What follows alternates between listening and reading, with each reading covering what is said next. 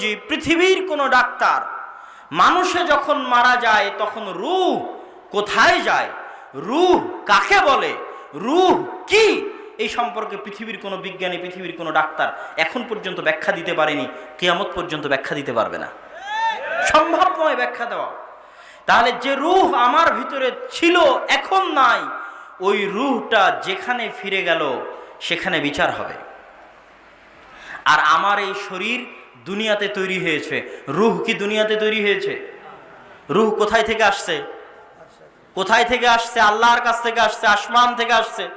মায়ের পেটে যখন ৪৪ তখন ফেরেশতা রূহ ফুঁকে দিয়ে গেছে। পৃথিবী পরিচালনায় আল্লাহর যে সিস্টেম আছে, ওই সিস্টেমের মধ্যে আমার অন্তরে রূহ দেওয়ার দায়িত্বশীল ফেরেশতা আছে, আবার ওই রূহ নিয়ে যাওয়ার দায়িত্বশীল ফেরেশতা আছে। টাইম টেবিল ফিক্সড করা আছে, ফিক্সড টাইম টেবিলের 1 সেকেন্ড আগে 1 সেকেন্ড পরে হবে।